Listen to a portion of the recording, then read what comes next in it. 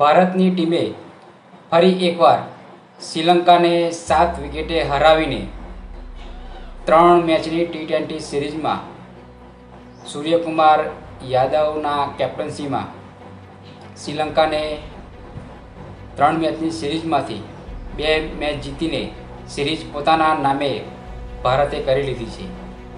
જી હા મિત્રો, પહેલી મેચમાં તો ભારતે શ્રીલંકાને હરાવી, પણ બીજી મેચમાં પણ ભારતને 7 વિકેટે હરાવીને જોરદાર પ્રદર્શન કરીને ભારતે શ્રીલંકાને હરાવ્યું છે। મેચની વાત કરીએ તો ભારતે ટોસ જીતીને પહેલાં ફિલ્ડિંગ કરવાનો નિર્ણય લીધો હતો અને શ્રીલંકાની ટીમે પહેલાં બેટિંગમાં સારું બેટિંગ કરીને 161 રનનો ટાર્ગેટ ભારતને આપ્યો હતો। પણ તેમાં ભારતની બોલિંગની વાત કરીએ તો ભારતના બોલર રવિ બિશ્નોઈએ 3 વિકેટ લીધી હતી। અક્ષર પટેલ, હાર્દિક પાંડ્યા, હર્ષદીપને 2 વિકેટ મળી હતી અને ભારતની જોરદાર બોલિંગથી શ્રીલંકાની ટીમ 20 ઓવરમાં માત્ર 161 રન બનાવી શકી હતી। પણ બીજા બેટિંગમાં ભારતના ઇનિંગમાં વરસાદના કારણે ભારતને 8 ઓવરમાં 78 રનનો ટાર્ગેટ મળ્યો હતો, એટલે કે 48 બોલમાં 78 રન બનાવવાના ભારતની ટીમને આવ્યા હતા અને ભારતની મજબૂત ટીમ સામે આ રન ઘણા આસાન હતા। એટલે ઓપનિંગ જોડી યશસ્વી જયસ્વાલ અને સંજુ સેમસન આ બંને બેટિંગ કરવા માટે ઉતર્યા હતા, પણ ગયા મેચમાં પણ અને આ મેચમાં પણ સંજુ સેમસનનું ખાસ પ્રદર્શન ન રહ્યું અને સંજુ સેમસન ખાતું પણ ના ખોલી શક્યા અને 0 રનમાં આઉટ થઈ ગયા હતા।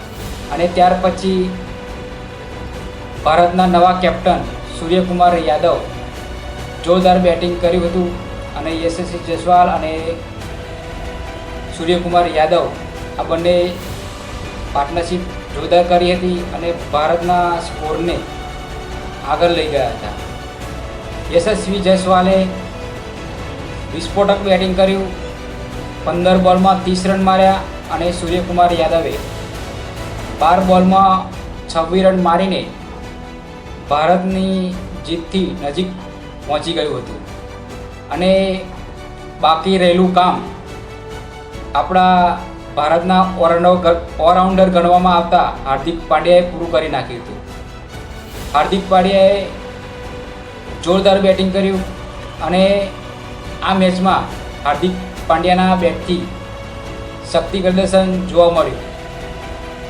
હાર્દિક પાંડ્યાએ શ્રીલંકાના ખાસ બોલર મહેશ પથિરાણાના બોલિંગમાં જોરદાર એવા પ્રહાર કર્યા।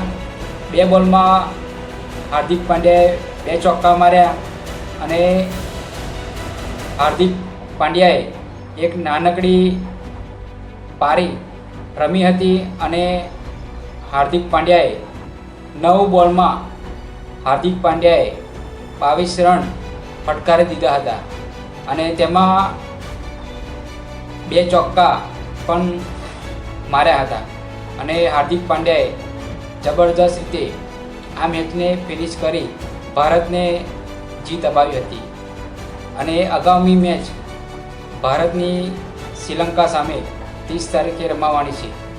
જો આ મેચ ભારત જીતી જશે તો ભારતને શ્રીલંકાને 3-0થી વ્હાઇટ વોશ કરશે। શું ભારત 3-0થી નવા કેપ્ટન સૂર્યકુમાર યાદવની કેપ્ટન્સીમાં વ્હાઇટ વોશ કરી શકશે? કમેન્ટ સેક્શનમાં જરૂરથી લખજો અને મારી વિડીયો પસંદ આવી હોય તો તમે યુટ્યુબમાં મારી વિડીયો જોતા હોય તો સબસ્ક્રાઈબ કરી બેલ આઇકનને દબાવી દેજો અને મારી વિડીયો તમે ફેસબુકમાં જોતા હોય તો ફોલો કરજો અને કમેન્ટમાં જરૂરથી લખજો કે ભારત શ્રીલંકાને વ્હાઇટ વોશ કરશે. તો મળીએ મારી આવતી વિડીયોમાં. ત્યાં સુધી જય હિન્દ, જય ભારત.